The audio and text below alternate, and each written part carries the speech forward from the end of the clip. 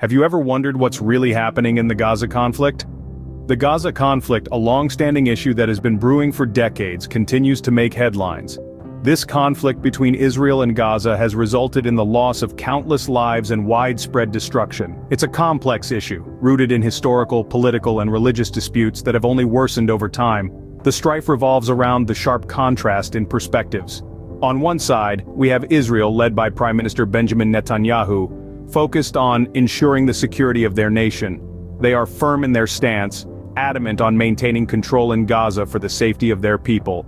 On the other, there's Gaza, primarily under the control of Hamas. They seek sovereignty, a chance to govern their own land and people, a desire that directly contradicts Israel's objectives.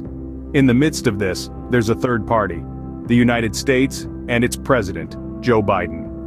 With significant influence over global politics, the US has its own interests and perspectives on this issue. They've been vocal about their desire for a peaceful resolution, suggesting creative solutions, but their recommendations have been met with resistance. The real victims of this conflict, however, are the innocent civilians caught in the crossfire. The destruction caused by this conflict is immense. Entire cities have been razed, leaving thousands without a home to return to. The loss of life has been staggering, with numbers reaching into the tens of thousands. The key players in this conflict have their roles well defined, but their motives and methods are often misunderstood or misrepresented. For instance, the activists in Michigan who are leveraging their votes to protest President Biden's support for actions in Gaza are a testament to how far-reaching this conflict is. It's not just a regional issue, but a global one that affects us all in one way or another. Understanding the Gaza conflict requires a deep dive into the events that unfolded chronologically.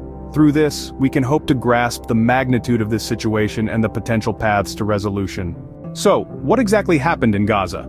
Let's delve into the timeline of this tragedy, a series of events that led to the destruction of Gaza City and the loss of 30,000 lives. The conflict escalated towards the end of 2023. Israeli Prime Minister Benjamin Netanyahu rejected the idea of Palestinian sovereignty in post-war Gaza. This set the stage for an intensified conflict, despite international calls for restraint and creative solutions. While facing pressure at home to free hostages held by Hamas, Netanyahu reiterated the need for Israeli security control in Gaza post-war. This stance conflicted with the demands for Palestinian sovereignty and the international consensus for a two-state solution. The refusal to acknowledge a two-state solution was met with widespread criticism and concern. The situation took a turn for the worse as Israeli forces encircled Khan Yunis in Gaza. The aim was to defeat Hamas and free the hostages, but this strategy led to a significant escalation of violence. The conflict was not limited to military confrontations. It caused widespread death and destruction, displacing many residents of Gaza. In the deadliest attack on the Israeli military since the conflict began, Palestinian militants killed 21 Israeli soldiers. This incident led to calls for a ceasefire and proposals for prisoner exchanges, but the conflict continued to intensify.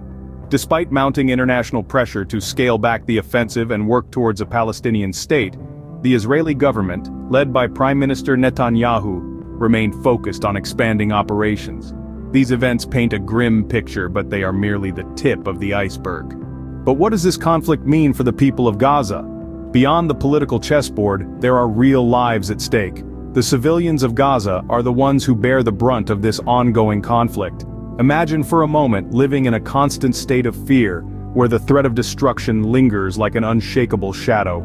That's the grim reality for the people of Gaza. In the recent wave of violence, 30,000 lives were lost. Each one of these numbers represents a story cut short: mothers, fathers, children, friends and neighbors whose lives were abruptly stripped away. The scale of this loss is staggering, a testament to the brutality of this conflict, but the cost extends beyond the loss of life.